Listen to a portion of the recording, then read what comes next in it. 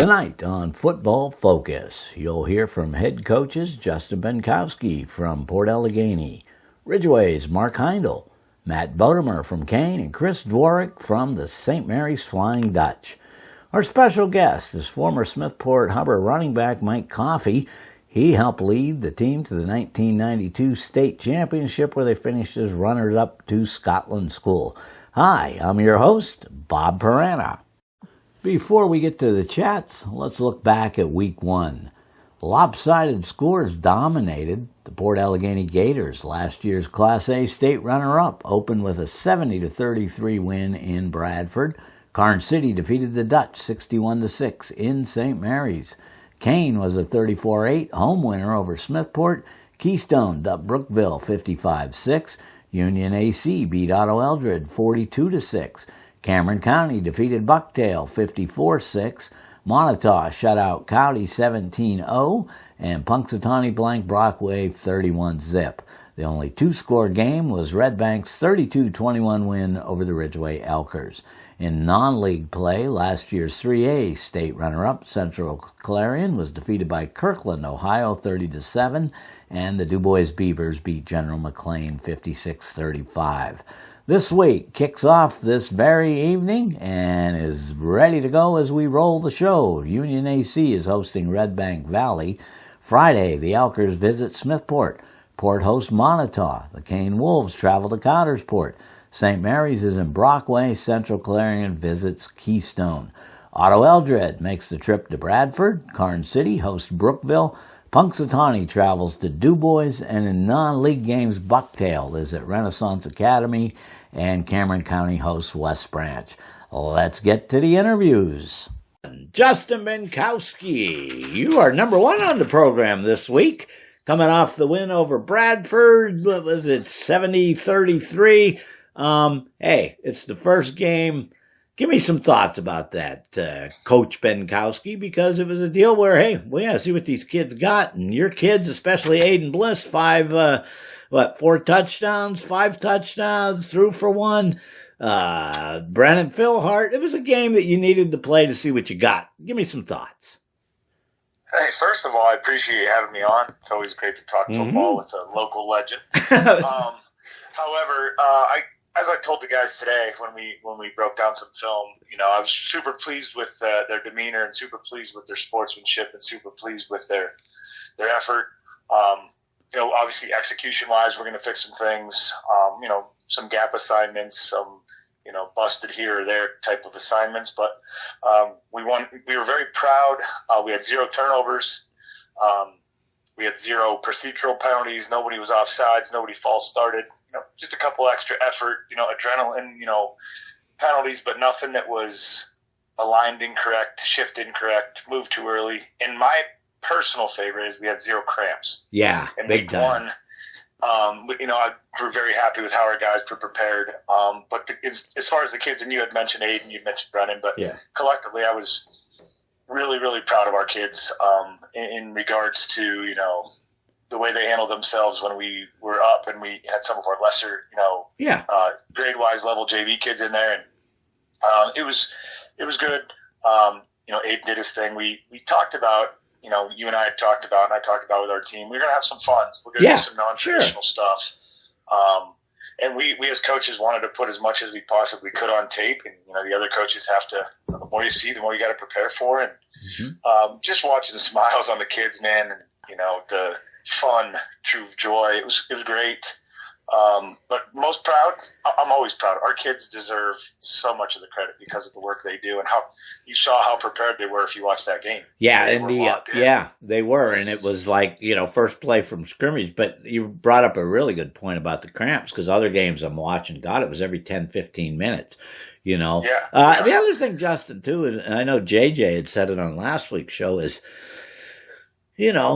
things are, you're down a week of scrimmaging too now. And so you gotta go out there and see what you got. That's all well and good. And I'm just pleased the way, how you handled that. And this week, I don't know what to expect from Montauk. I know they were down and out last year, new coach, and they beat Cowdy 17-0. You got them coming to Gatorville. Montauk, what can you tell me about them, Justin? I mean, anytime we've all had to start somewhere. Anytime as a new head coach, you can get that first win and that feeling in that, I'm sure Coach, I don't want to mispronounce his name, is it Kohlmeyer? Mm-hmm. But I'm sure he's, his kids ramped up. They got to win. They obviously had a great summer and they were prepared. And hey, you get a shutout, you hang a donut. That's awesome. Yeah. So, minus the god awful travel that they will endure, because we did that before going down there. I'm sure they're, we weren't always on top, so we always wanted to knock the top dog off. So, with us being, the returning district champs, so to speak, like, let's see what we can do. So, our kids, we talked about it today, like, you should expect, our mantra always is we're going to punch the other opponent, right in the mouth within the rules. Yeah. And we're going to play violent football. And I'm sure that's what Montauk, they run a power eye, pro eye offense.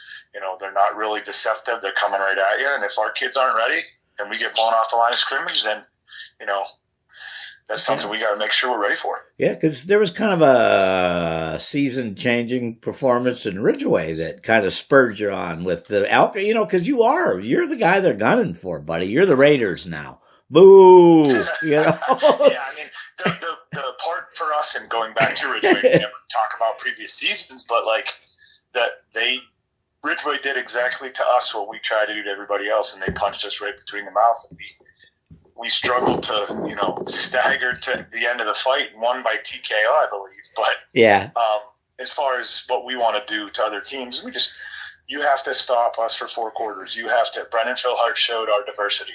Aiden Bliss did Aiden Bliss things, and I feel like I might, when you're younger and you have that signature, and you need, instead of signing it, you get a rubber stamp. Yeah, I should just get a soundbite. Aiden Bliss does Aiden Bliss things, and the fun part was watching him throw for a touchdown. Yeah. He got caught at the 3-yard line, and as soon as he got caught at the 3-yard line, I said to her, I said, like, we got to throw a ball here. And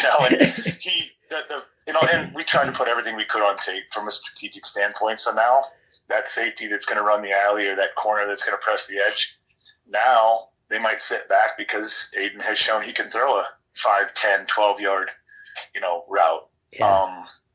So, the team played well. I was very happy with how the linemen made some mistakes, but they got coached and they were good. And we had some Brennan throwing the ball to Nick and Kellen getting involved, and it was a good team. I was just so excited all day Friday to get on turf and to see the speed that we thought we saw all summer. And after I said today on play 15, overall play 15, we calmed down. We were going a little too deep in the backfield. We made some adjustments, and the kids just hunkered down and played the way we like to play, and we got a good result. Yes, Mr. Archer and Evans on the sideline with you. You had referred to that team as briefcase type. How did the briefcase boys do on the sideline now they're with the staff helping the junior high kids, Justin? They've been, you can tell, and I said this about Tristan, as he's come along this year and picking up little quirks that we say as coaches, and now watching Drew and Noah do it. And they're the main guys. They're the head coaches at the junior high level with some other long-time volunteers that just can't be there all the time. So those guys have really stepped up as 20-year-olds that, we're installing some little bit of new stuff, but our base fundamentals, and foundation, they know. And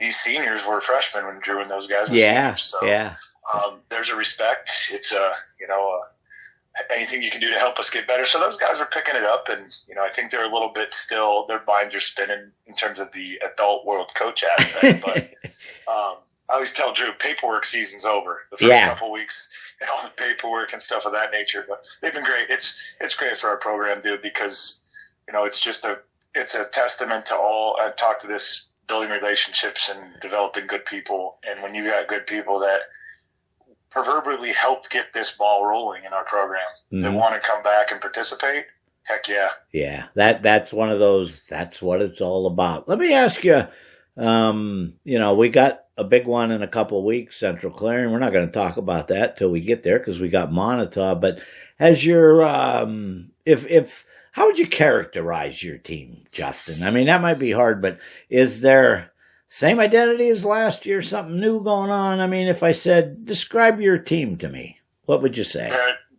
completely different. And obviously it's a combination if you put things together, but I'd be lying if we didn't. And we tell the kids, you write your own chapter and your own story and turn the page. So we do as coaches as well. And from this group, we have some coaches on our staff that have been part of these kids since they were in 3rd and 4th grade in our youth programs.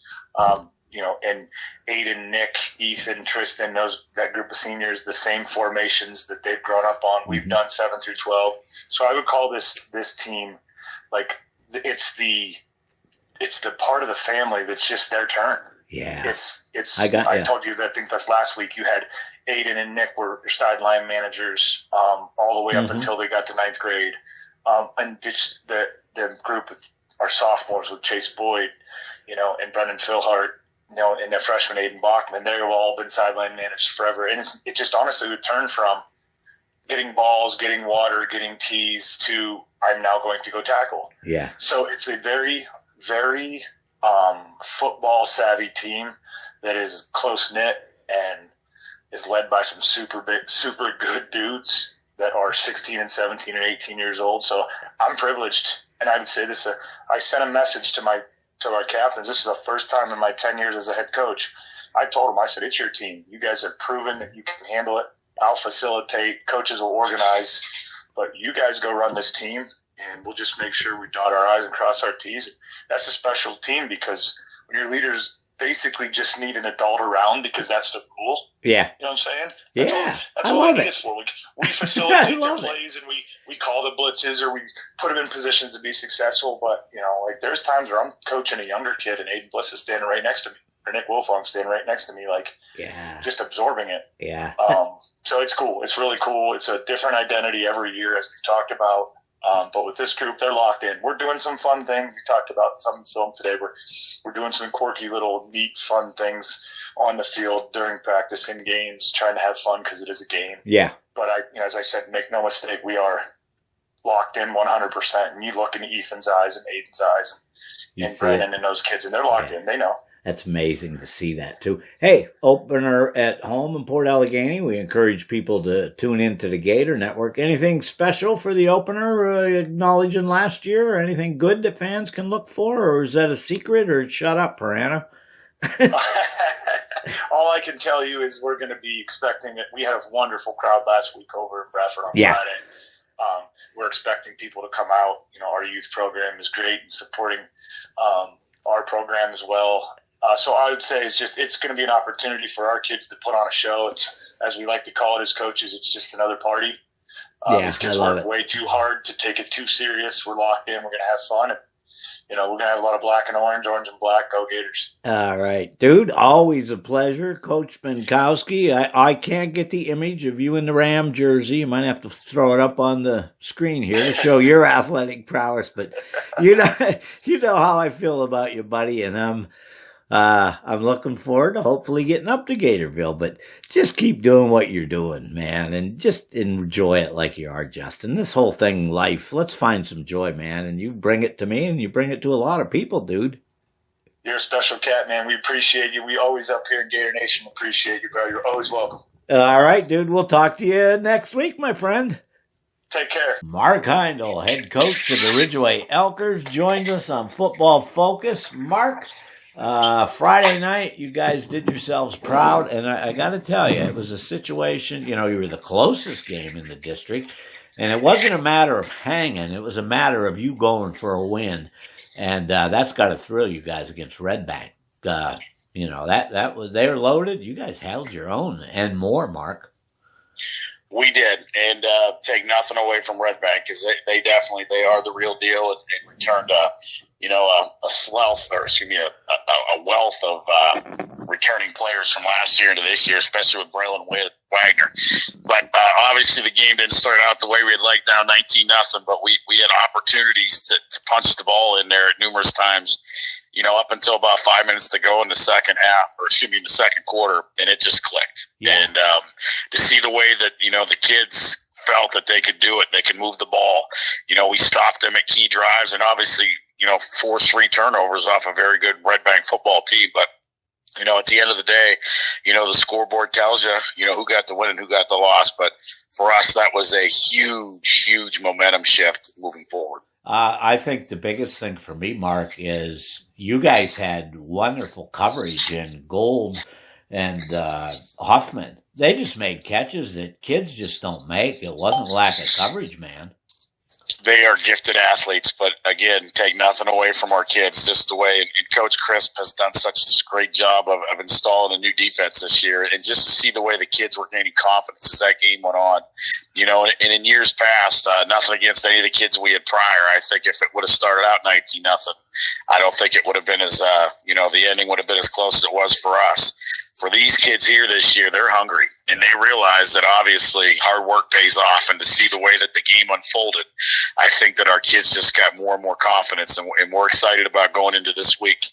Yeah, the big thing with me, Mark, is you got stronger as the game went on. I mean, you controlled the game, and when they were going for the juggler and you picked off Wagner, and then I'm sitting there, and I actually texted JJ and Rick and said, here's the scenario: touchdown, 2-point onside field goal. That was within your realm.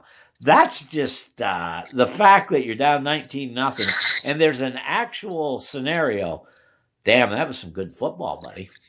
It was, and everybody was probably wondering why we kept going for two, but in the back of our mind, we wanted to make it a two-possession game, and we looked at it as a touchdown, 2-point conversion, and then a field goal to tie it up, and that was our goal going into the second half. And obviously, again, went back and forth there a little bit, but just to see the way that our kids just got stronger and stronger as the game unfolded, we're excited where we're at, and we know we have another tough opponent this week going on the road on Route 6 up to Smethport, but we'll be ready. Running the ball, Nate Stager, I think they had him down in 127 TD. Jace, how about your freshman? That 25-yard scamper was a thing of beauty. Marcus Gerd, a sophomore, got in. And is Marcus? No, he's a junior. Junior. Yeah. And just that play. But up front, man, you guys, I know it was kind of, we'll get this line together, but tell me a little bit about that play, Mark. Those dudes were, they were humming. They did a great job up front. And obviously any back will tell you if they had a good day at the office, their offensive line had a great day at the office. And to be able to do what we were able to do on the ground says a lot about those guys up front. And the names that you mentioned, it makes me take a lot of joy, I know, as well as our coaching staff. And that's a credit to Coach Gerd, because he didn't just mention one name. You mentioned multiple names there that got to touch the ball and got to get in the end zone. And that's a credit to him and his schemes, because his biggest thing is, he wants to spread the wealth around. And it just makes the kids become more and more hungry, and ultimately plays more and more as a team. Yeah, you're heading up to Smethport. They, Kane kind of handled them last Friday, and you're heading up there, but you're in a situation. I don't know if you've, we're in that situation. Maybe we haven't been that nothing's really, a must win, but this would go a long way for you, buddy. But in Hubville, they're waiting for you, and they would like nothing more than to smack you a peg down. So, pretty intense going up there, isn't it? It is intense because they're a well-coached machine. They have some great coaches that have stuck it out throughout those years. And, they're under the Philippi regime there. And a lot of those guys played for Carl. Yeah. And they know what Smethport football is all about. And our kids understand that. They cannot go into this thing overlooking Smethport. I think Smethport doesn't get enough credit for how they played against Kane. They had some bad situations in that game that had them go down a little bit earlier. But they're tough kids. Yeah. And anytime that you mention Smethport football, you know that you're going to be in for a game. And we're excited for the opportunity.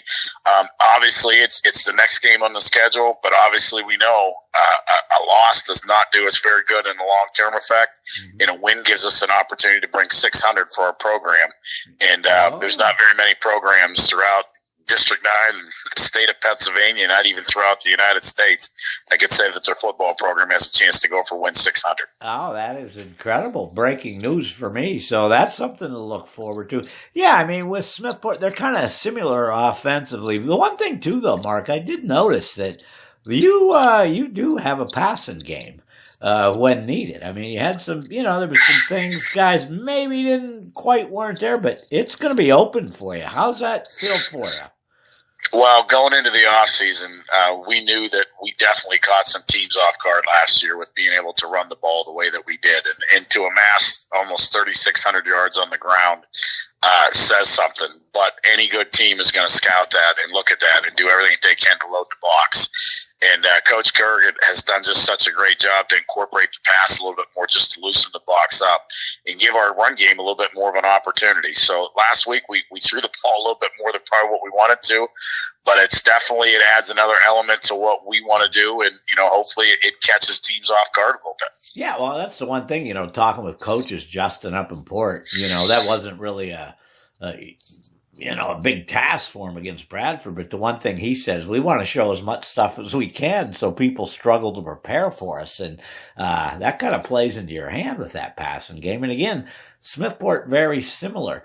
Does that help you going in? It does, but it can hurt you at times too, because a turnover here or there can give the opposite team momentum. And anytime that you go up to Smethport, you do not want to give any momentum to them, because their kids are winners. They know how to play tough, and they know how to stay into games. And if you let them into that thing, it's going to be a long night for the Elkers. And our biggest thing is we just got to go up and do our jobs. We know we're going to have a hard-fought battle, but we're hoping for a good night up in Smethport. Yeah, and it's a thing, again, this team, you could just feel it coming on the end of last year. You guys had a super off season, and that totally, shows that hard work will pay off. Now, we're on the brink of something. We got to finish it, but that off season, man, you had a good one. Any program will tell you, you have to have a successful off season. You win games in the off season. You don't win them during the regular season.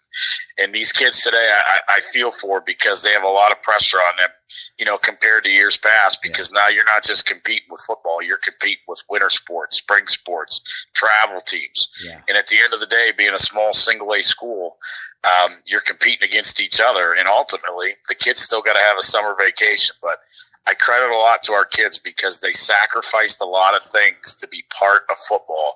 And we're hoping that as the year goes on, we can get stronger and stronger in everything we do. And, we hope that we're in the mix. But our main focus right now is the Smethport Hubbers. Yeah, because we got a big one playing in Johnsburg. We're going to really highlight that next week when you play Kane. But I'm really thrilled to see things going on. What were the kids' reactions afterward, Mark? Obviously they were a little upset, and the old phrase of bittersweet. And obviously, the bitter part was the scoreboard, but the sweet part was they realized that they played with one of the best teams, not only in the district, but in the western half of Pennsylvania. But like we told them this week, that was last week, and anything different can happen the following week. So you can't look into it. You got to build off it, fix your mistakes, and get ready for the next opponent. I was looking at some old pictures from, some of those down years a little bit. You can kind of see kids are a little sluggish at the end of the game. There are pictures of you talking to them, but you don't have that, do you, with these guys? It's a different breed, and it's no fault of any of the kids prior whatsoever, because they gave you everything that they had in the tank. Right. But to watch kids like a Nate Stagger or Rocco Allegretto 2 years ago, I called them rookies. Yeah. And now they're veterans. And to see the leadership roles that those kids have taken with these younger kids, because I think they realize what it felt like at that time frame. Yeah. And they don't want to have that feeling again. And just to see the way that they've pushed through the last couple of weeks. And, obviously they were big contributors on both sides of the ball last week. And we expect no different. Yeah, and that's the big picture, Mark. Again, sometimes people don't see that as you grow. You're young and you grow, but that's all part of the program, and that's all part of the plan. And sometimes kids need that little bit of hurt, and that we lost, and then all of a sudden, man, once you get that confidence, you're on a roll, dude. Well, I tell them all the time, adversity builds character, and there's nobody that's better at losing than I was in the first part of my career. And losing builds you in so many ways, because you'll learn a lot about yourself and those around you. And I think it's a testament to those kids, because I think they realize that feeling of what it was like a couple of years ago, and they don't like that feeling. Yeah. And, just to see the way that they've progressed, throughout the off season into the preseason. And, obviously here we sit at week 2 already, but we're excited for the challenge this week, and we'll see how it goes. Yeah, just cool to get on the bus with the kids on Friday, huh? I mean, it's kind of a nice ride. It's but it just breeds that little bonding before you start hitting some home games here, Mark. Just again, it's part of Friday, but you kind of get something out of those bus trips yourself. Well, I tell them all the time. I laugh. Other than my 4 years of college, I've been riding a bus since I've been in kindergarten because all the coaching and stuff I did, post college. But it is fun, and some of the traditions that we had when I played, along in the '90s, it still carries through today. Of just the little things on the bus, and obviously our program is a little bit different because we always have a big pregame meal beforehand, and it's just a big tradition that we've carried on. But it is fun. Yeah. Hey, real quick, the Elker Alumni Club. Can we touch on that real quick? Because sure. That's been a big boost for you. Dan Howard got that thing rolling. Helping with that. And tell me a little bit about that before we let you go. So it's kind of bittersweet, and I credit Mickey Delhoney for a lot of this because years ago this was one of his big pushes when we were coaching together. We got to get the alumni involved, and obviously a lot of the alumni that are local still can come to the games, but we have alumni throughout not only Pennsylvania but throughout the United States and the world. And with social media today, it's a venue that opens the door to everything, and just to see the way that we've connected with prior alumni and those alumni have connected with each other.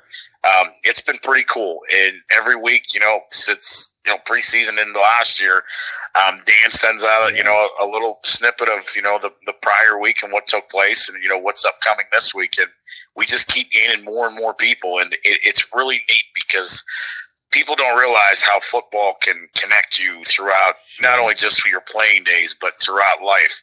And all the lessons that you learn connects you throughout. And it doesn't matter if you're the class of 65 or the class of 2005, you have a bond together. And that's the cool thing of it. Yeah, that certainly is. Well, you've opened, Mark, you and the other coaches have opened a venue up for me to stay involved in. Dude, I appreciate it. I really do. And I'm just looking forward to following the journey here, buddy. And just keep doing what you're doing, man, because I saw it coming, and I'm thrilled for you. We're having a blast. Checking up in Wolvesville now with the head coach of the Kane Wolves, Matt Bodamer. Matt, before we get into that first win, I got to tell you how cool those black uniforms looked when you took the field. Can you tell me a little bit about them before we get into the game? Yeah, this was kind of a long process with our fundraising group, the Quarterback Club.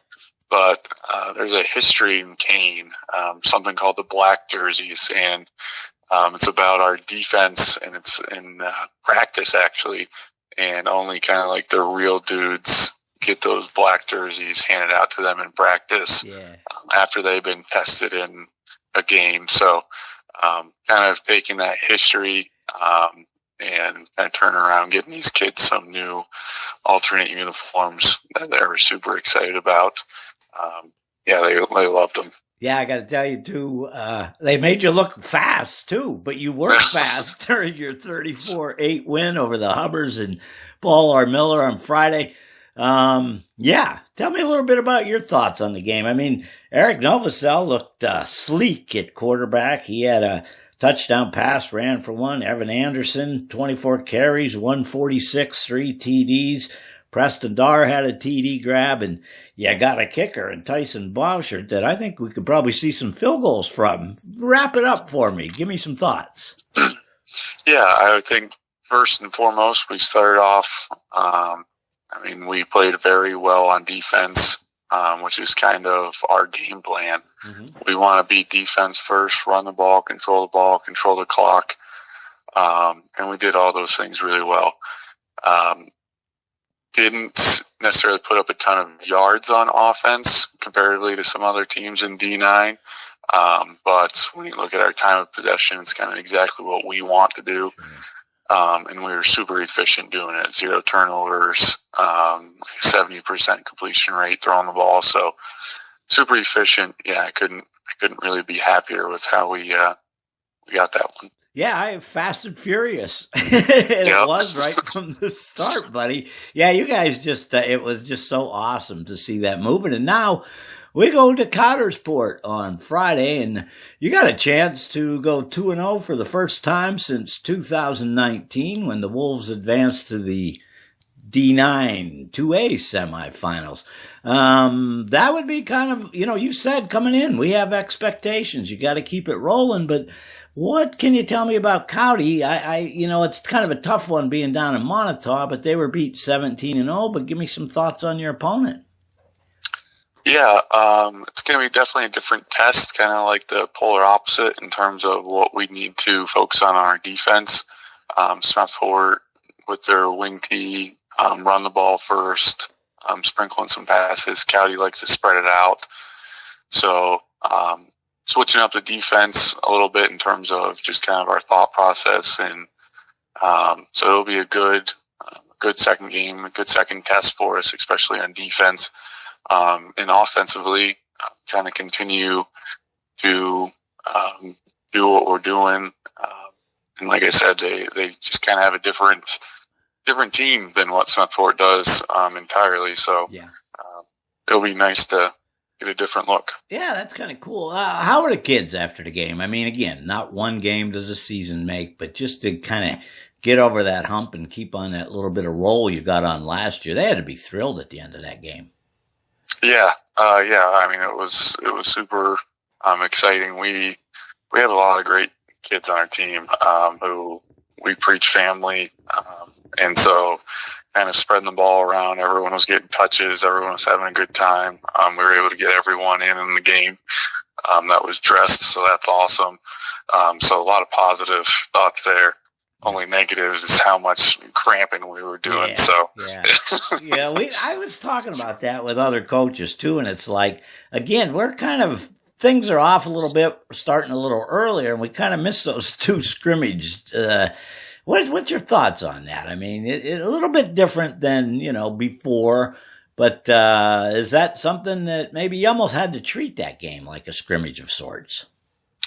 Yeah, it's always tough. You have you just have a kind of a large range of guys that come into the season. Mm-hmm. Some have been playing sports throughout the summer. Some have been working and haven't been able to do the workouts that they wanted to. So each one's kind of different, and you have to treat it that way. So we kind of knew going in, we had a few linemen, a few skill guys that might need to take a breath here and there. But I was, after the game, we kind of had the discussion of like, hey, I'm not being mean when we run next time. Like, can we all agree on that? We need to run because we need to run. Yeah. Were you happy with some of the kids that you were able to get in the game too? I mean, that's always a plus when they get on the field with the big boys. Yeah, at the end of the game, super proud. We had a ton of ninth graders in on defense during Smethport's last drive, and they were able to hold them out of the end zone. So that's always awesome to see. So we were super, super pumped about that. I always think it's cool. You take that first road trip of the year. Things are a little bit different, but, it's almost more of a little bonding as you get on the bus and stuff. Kind of looking forward to taking the troops on the road, Matt. Yeah. We have quite a few longer bus rides this year. This one included, but it's a different experience. For some reason last year, we seemingly always played really well when we weren't at home too. So I don't know what it is about bus rides, but I think our guys kind of like it. Yeah. So, it's cool. It's a totally different vibe. You kind of get that, we're going into someone else's house type vibe rather than being at home. So yeah, wreck their home opener, Yep. Hey, I'm curious with Connors, but do you think they'll remember you up there from slinging days at Port? You think you'll get booed or they'll welcome you? Yeah, I never know. I feel like I get booed wherever I go for different reasons, but I think they might remember my dad too, because I know he's had a couple of years there where, so. Yeah, it was, I got to praise the coverage from the guys at WXZY, because just the atmosphere up there. I loved when they panned to Lenny Cribbs in the crowd, because, I go way back with Lenny too. But again, that, given that ability for people to watch you, that's just awesome. You guys got to be thrilled with that partnership, Matt. Yeah, I was told by Chris Nicholas, who was kind of like one of the main guys there who runs that. We had people from Scotland and Oregon and you went on a list, and it's so awesome. An undisclosed military location, and so I mean, super cool. I told him that's so great to hear, and it's so gratifying for them to know, how much this matters. So. And just going back, up to Friday's game again, you got to keep on the other hand, that you're thrilled, the kids are all excited. You got to keep things in check. Are you giving them a little bit of a cautionary air going up to Cowdy? Yeah, always. And I'm trying to do a better job this year of kind of our process is our process. So coming off a win, coming off a loss, no matter what, we're going to stick to doing what we do, and kind of just focus on ourselves, focus on internally getting better. So that's kind of like was one of my main goals this year for our guys and for us as a coaching staff. I think so far so well. We had a couple of decent practices this week so far. This is kind of like our most intense day coming up. So, we'll see. It's seemingly going well, though. Yeah, I was, like I said, it's just good to see, that positive vibe up in Kane. And, man, that just had to please you with the crowd and everything. It's just nice to be home. Just that feeling of winning that home opener again, Matt. Yeah, it was nice to look up. There were a ton of people there. Yeah. So it was, a great atmosphere. And, just for some of these guys on our team just haven't had quite that experience, at least not too many times. Yeah. So even throughout this week, you go out in town and everywhere you go, people know who's on the football team and give you congratulations, and not only does it change our vibe internally as a team, it changes the vibe of a town. Yeah. Right. So. Yeah, everyone's super excited, and so hopefully we can keep it up. Yeah, I'm excited about keeping up with you. We'll check in each week if we can, Matt. And, man, keep doing what you're doing, because I'm grinning here, smiling, just talking to you, thinking about it. So it does my heart good. I mean, I originally started my whole career up in Kane, so it's kind of a rebirth from '84 when I was up there. So, again, keep doing what you're doing, buddy. I love it. I appreciate it. Joining us now is Chris Dworek, head coach of the St. Mary's Dutch. Chris, it didn't quite go, was planned on Friday, but we've talked before. Not one game does a season make. Just some thoughts after the loss to Carn City, which we know how hungry and what they've got building down there, Chris. Right. Well, yeah, they're definitely a good team. Definitely a good team. You can see that after playing them. And we just didn't play as well as we had hoped. And a lot of it had to do with them. So they're definitely a good football team, and we learned a lot from that game. And kids are excited moving forward, getting ready for the next week's test. Yeah, and the thing is, what was cool? The sun rose on Saturday. So That's right. You guys are back at it. Now, this is kind of a big one on Friday with Brockway also, and AAA, and things didn't go so well for Jake and those guys, but going in, it's not a must, but what are you hoping we get here this week, Chris? I mean, obviously a win, but I mean, the kids respond, and what do you feel going in? Yeah, well, the big thing is, having another test against a quality opponent, and just see if we rise to that level like we should have last week. So just the way the kids grow, the way they mature is exciting to see. And their work ethic and their attitude is super. So we just have to have some results to match that. And that would be a pretty nice night if we can do that.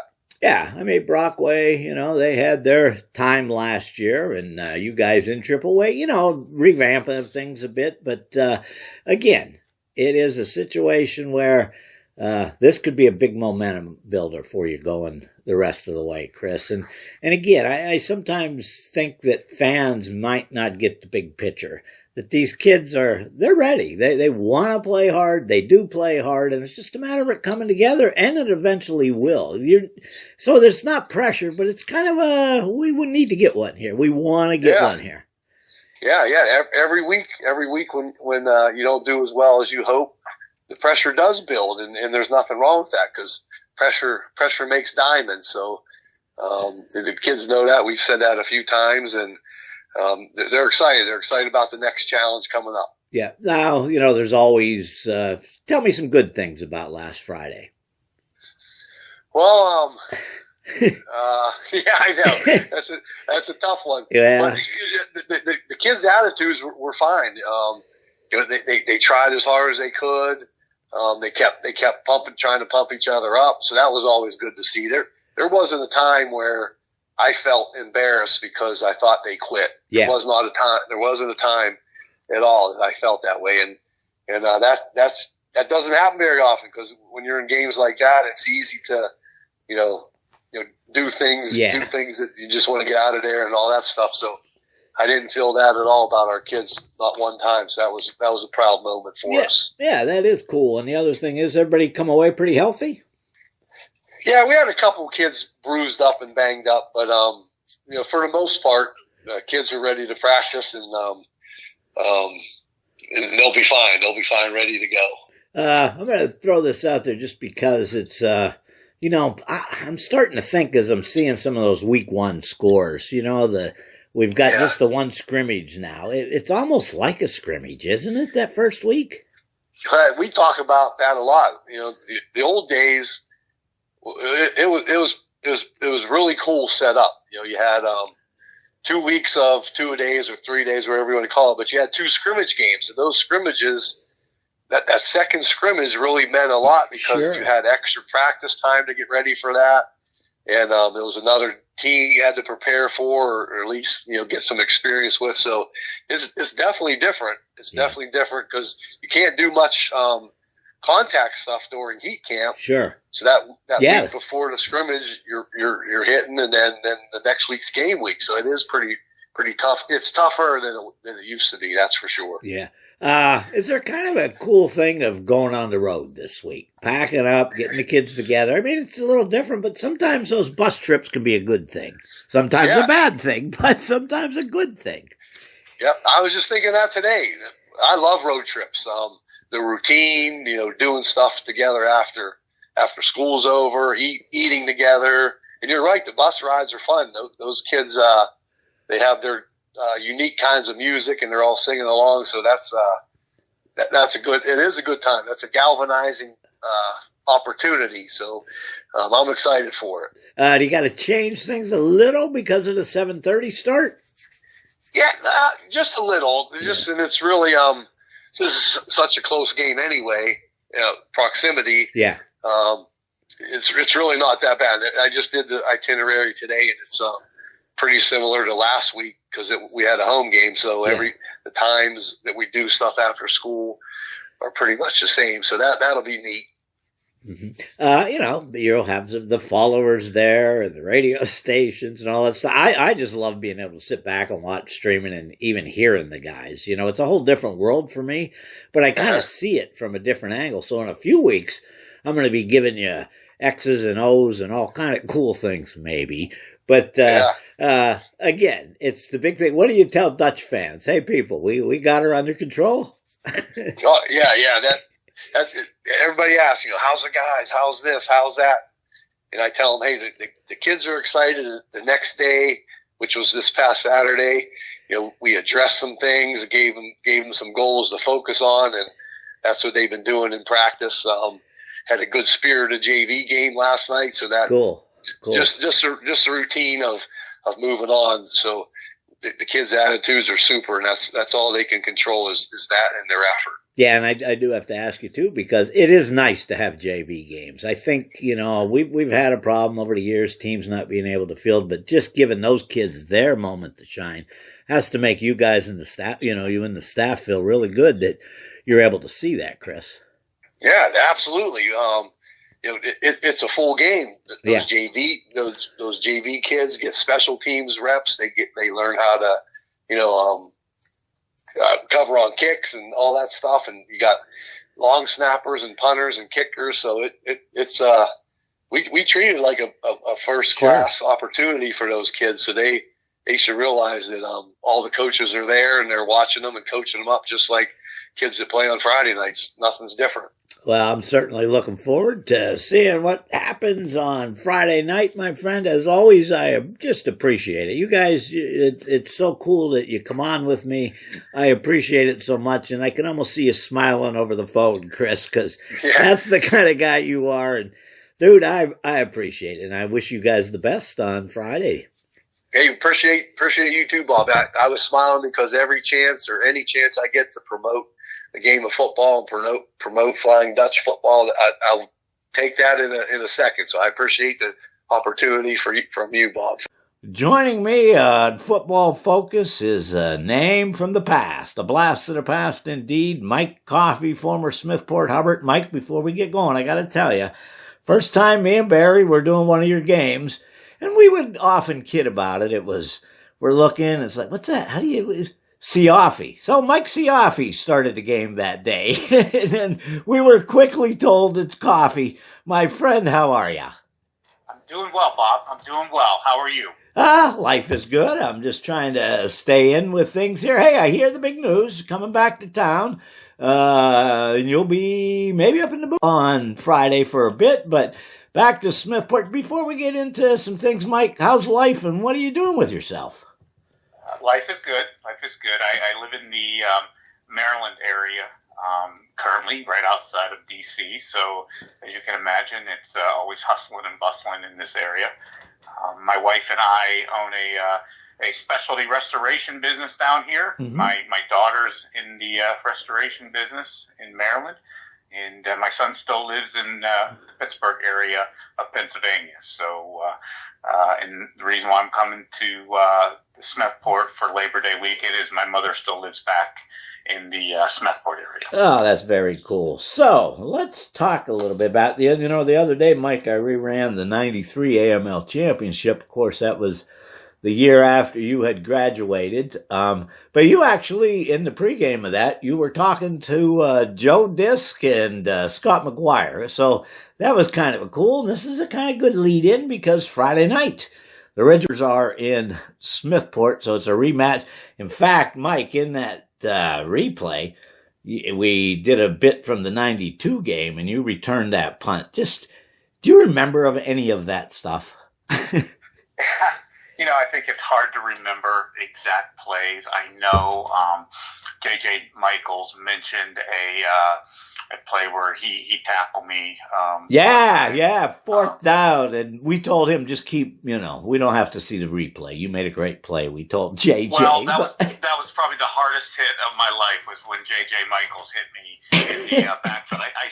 I think he was kind of like one of the pro wrestlers. I think he went by another name back then. I believe so. Yeah. But that person, that's probably one of the hardest hits I ever had. Regarding the plays, I think when you get together with your friends and you talk about the different moments, you can bring up some exact plays. The old VHS tapes, they don't last anymore. And unfortunately, I never put any of those on DVD for myself or my kids. So you can't watch those. They're all blurry. Yeah. You can hear the voices of you and Barry calling the games, but you can't screaming. Really see anything. But I think it's a different time today than it was back then. It was definitely fun and it was exciting. You didn't probably appreciate it as much then as you do now. But it's football in general is a totally different game, I think, in general, because it's a lot faster, a lot more passing. Yeah. I mean, the kids I'd like to say they're better athletes now, and that's comparing just my son's friends and what he did in sports compared to what we were. They're bigger, faster. But I think we had a lot of good teams then. We had a lot of us were very close, and we enjoyed being around each other and playing for all the years. And I think that means that means a little bit more today than maybe it did then. But I think the kids today are just better athletes, Bob. I don't know where I was going exactly with that. Well, yeah, you know, and another thing too. Just look, Mike, the equipment today compared to when you played. That alone is like an edge to kids, I believe. That's one thing I would like to. You know, you still have the mindset when you're in your 50s. You still have the mindset. But boy, if you could go back in time and have the uniforms that they have now. Sure. You know, we had the old girdles you had to pull up, and now they're stretch pants and they're all built in, and it just seems like the shoulder pads are more sleek to the body, and the helmets are a lot lighter. That's not only football, right? That's in right. baseball, Sure. God, they look. And every other sport. Yeah. So I mean, and it was. I'll tell you what, Mike. When I got back into this in 2018, after 25 plus years, that was one of the first things I noticed. Is like, damn, this is a whole different setup. It's just different. Social media, all that stuff. But having said that, I got to ask you real quick: does the varsity coat still fit? The varsity coat, I don't even know where the varsity. You know, I'd have to try to find that. I know my mom still. She's got one that's got a lot of holes in it that she goes outside with in the winter. A little bit, but I don't have any of those anymore. She's got the last one there. You know, back in the day, Carl DeFilippi was he was just something special, really. To go back to one of my first memories of Carl was in '84. I was working for the Kane paper. We were doing previews. I went over to Smethport, and he looked at me like I was a spy or something. And by '93, when I got out, we were pretty good friends. But what was Carl like when you look back? Because everybody kind of seems he was some hardliner guy. But, God, he had the best interest of kids at heart. What was it like playing for Carl and the other guys there, Mike? I think you're right when he was a hardliner, but I also think that obviously he knew his X's and O's when it came to coaching. But when you do look back on it, he was a good person too. I mean, he helped mold a lot of this into probably the men we are today. Yes, he would yell, but yet, you know, he would say you did something well too, or congratulate you on something. Yeah. So I think I always, you know, looking back, I kind of think he's maybe like a little bit like a Bobby Knight. Yeah. I think Bobby Knight wanted to win. He was probably somebody who took a hard line on certain things. But he was a good guy, and if you speak to some of his former players, they would say the same thing. I don't think though that, and I know there's a lot of good coaches in District 9, District 10, and then probably throughout the state of Pennsylvania. But I mean, I'm a little biased, but I would think he's probably the best that there was at the time, and maybe still is. I know there's a few good ones up there, but he was fun to play for. You know, as we look, because you know we've had some teams around here have success before you guys went to the '92 state championship. Keystone had done so, but that year, man, I still believe, Mike, that game doesn't get snowed out a week when it was supposed to be played. And you guys go rolling in after that win over Rochester. To me, I'm going to still say we don't have that cancellation a week ahead of time. You guys are on a roll. As we talk to you later in the season, we'll get into that. But what did that mean back then for you kids to go play for a state title? Especially, Mike, the year before, I remember Elk County beat you in the AML game, and then you guys went on that run, and you damn near caught Rochester in the second half down Du Bois. As all that's boiling into that next season and all, what was that like as a kid back then, Mike? Because me and Barry had the time of our lives. Well, I think, Bob, that it was a lot of us guys were together for a lot of years. Yeah. If it was either junior high or JV or all the way up through varsity. I mean, I remember in elementary school, and this goes back. The elementary school wasn't at the high school. It was across town on the opposite side of town, and we would go out for recess and play football, just basically like backyard football.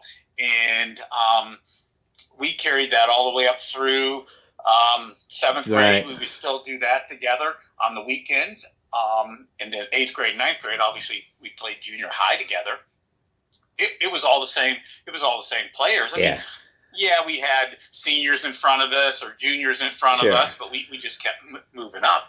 And I think it's if you can stay with the kids, at that time we were kids, if you can stay with how we did it and grow together, it's almost like you know what the other one's going to do before they actually do it. Maybe that's... Yeah, I know what you're getting at, yeah. We probably weren't thinking that way back then, but I think we had a lot, we believed in each other. At least I believed in them. I can't speak for them, but I mean, you look at our offensive line, I think they were really sound. Well, obviously you talked about Coach DeFilippi, but we had a few other coaches on that staff. They would make the calls. We had the players that could execute them, and we all believed in it. Yeah. And I was fortunate to grow up during that time. Now, I think a lot of us probably then wish we had the meal money that all the kids do today, or the possibility of getting that. And playing with the new uniforms, but just growing up and being with each other. And then I think you asked about states. Yeah. Once again, all of us were there through the bad loss to Faro, the comeback, but the loss to Rochester in our junior year, and then our senior year. We probably got a little bit of benefit with the bad weather because we were a running team. Okay. So that probably helped, but we weren't intimidated either. Now it's structured a little different now, right? Right, big time. The playoffs are a little different, so I think maybe some of the northern teams meet the southern teams, possibly a little faster. So, but then it wasn't like that. But we weren't intimidated, I guess. Yeah, I just remember how we felt that same way going down to North Allegany High School, and then you scored the winning touchdown, and all hell broke loose up in that booth, buddy, in the crowd. You guys were a little crazy. Yeah, that definitely is a highlight, my friend. During that whole journey, and just as life takes you different places, and you went on to Waynesboro, I believe, and in that interview during our pregame, you were injured at the time. I don't want to bring up anything. How did that end up for you, Mike? If you want to talk about it in college, it was Waynesburg. I played a year at Waynesburg College. Yeah. I had a shoulder surgery. I think maybe at the time that you guys were talking to me, or I just had surgery maybe that fall of that year. I think some of those things you can maybe hide some injuries in high school, or protect it a little bit. But Bob, 1994, that's a long time ago. I forgot about the actual surgery part, but I haven't had many since, so I can tell you that. Yeah. But anytime you get surgery, you can't do the same. I don't care if you're young or you're older. It's never the same after you get it. Okay, so you're going to be in Hubville, I'm sure. You think anybody still remembers you up there, Mike? Well, maybe. I don't think any of the younger people maybe do, but maybe some of the older people in the town might. Well, you're still a legend, buddy, and you're a legend with me and all the other guys. Hey, we're going to catch up with you from time to time, because I just think the insight as we get on going through the season, I kind of like, because God almighty, that was 30-something years ago, buddy. And 32, 33 years ago. You talk about, does anybody remember myself? But I don't think you guys get enough credit. I mean, I think, the years that you and Barry were going to every game, and the newscasters, or the newspaper people, I mean, you guys are the real, true heroes, or the legends, I guess, if you want to call it, because you go from year to year to different players, and you remember all the players throughout those years. And there's something to be said for that and what you do for the local sports. Yeah, you guys were magical, though, my friend. So, on Friday, we're looking to some folks to catch up with you. And like I said, Mike, we're just doing a quick catch-up here, but I want to continue with the story. And, kind of the YouTube folks are like, hey, buddy, you got to keep the timed out on your show. So, I just enjoy it, man. And how about you have some fun Friday night up there, and let's get together again soon. I will do that. Thanks for having me, Bob. That'll do it for this edition of Football Focus. I'm your host, Bob Parana. It's been a real pleasure, folks. Remember to go out there, support the teams in all the high school sports, and remember, be kind and do your best to make a difference.